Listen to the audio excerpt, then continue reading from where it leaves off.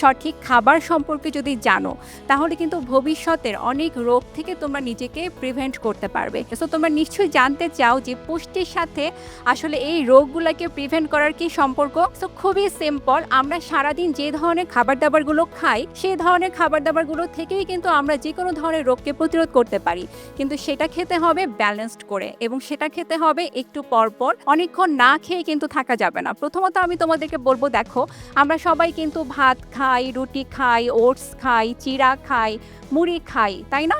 এই সবগুলো কিন্তু কার্বোহাইড্রেট। সো কোনো ধরনের কার্বোহাইড্রেটকে কিন্তু বাদ দেওয়া যাবে না। সব সময় তোমাদের খাবারে কিন্তু কার্বোহাইড্রেট থাকতে হবে, এবং পাশাপাশি শুধু কি কার্বোহাইড্রেট খেলেই হবে? কার্বোহাইড্রেটের সাথে কিন্তু কি খেতে হবে? সবচেয়ে ইম্পর্টেন্ট জিনিস প্রোটিন খেতে হবে। সো প্রোটিনের জন্য কি খেতে হবে?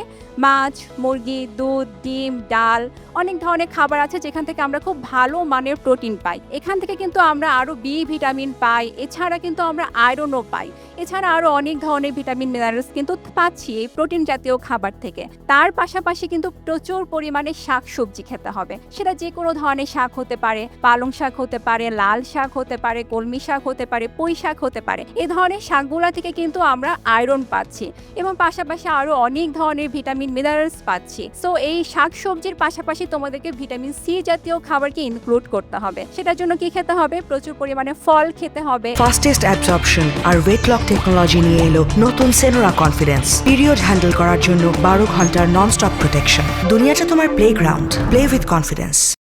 এবং লেবু খেতে হবে যাতে করে এই আয়রনটা তোমাদের বডিতে অ্যাবজর্ব হয়ে যায়। এবং আমাদের মুড ভালো রাখার জন্য কিন্তু আমাদেরকে ম্যাগনেসিয়াম জাতীয় খাবার খেতে হয়। সেই জন্য কি খেতে হবে? সেজন্য আমাদেরকে বাদাম খেতে হবে। যে কোনো ধরনের স্ন্যাক্স কিন্তু তোমরা রাখতে পারো তোমাদের ব্যাগের মধ্যে। খেজুর রাখতে পারো, মিষ্টি আলু রাখতে পারো, কলা রাখতে পারো। এগুলো কিন্তু ক্রেভিংস যখন হয় সেই জিনিসগুলোকে কিন্তু প্রতিরোধ করে। সো এইগুলোর পাশাপাশি অবশ্যই ক্যালসিয়াম রিচ ফুডগুলোকে কিন্তু ভুলে গেলে চলবে না, যেমন দুধ, ডিম, দই, এই ধরনের খাবার দাবারগুলো খেতে হবে। পিরিয়ডের সময় একটা মিথ কিন্তু শোনা যায় যে অনেকেই বলে যে টক জাতীয় খাবার খাওয়া যাবে না, বা খুব ঠান্ডা জাতীয় খাবার খাওয়া যাবে না। সো এইগুলো কিন্তু মিথ, এগুলোর কিন্তু কোনো বৈজ্ঞানিক ব্যাখ্যা নেই। সো তোমরা কিন্তু সব ধরনের খাবারই খেতে পারবে। এবং সবচেয়ে যে ভুলটা আমি দেখি যে তোমরা করে থাকো, সেটা হচ্ছে তোমরা ব্রেকফাস্ট না করে স্কুলে চলে আসো। এই যে অনেকক্ষণ না খেয়ে থাকো, ক্লাস করো, তারপর আবার দেখা যায় দুপুরে লাঞ্চটা দেরি হয়ে যাচ্ছে, বিভিন্ন স্যারের বাসায় হয়তো বা যাচ্ছ। এতে করে হয় কি, উইকনেস কাজ করে, আমাদের ডিহাইড্রেশন কাজ করে, তখন কিন্তু আমাদের মাথা ব্যথা হয়, পেটে ব্যথার একটা সমস্যা কিন্তু পিরিয়ডের সময় হয়।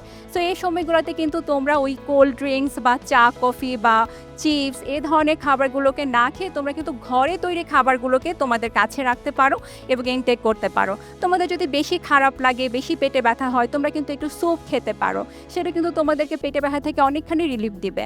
তোমরা কিন্তু একটু লাচ্ছি বানাই খেতে পারো দই দিয়ে, তাই না? তার চেয়ে কোল্ড ড্রিঙ্কসের চেয়ে এগুলো কিন্তু খুব ভালো অপশান।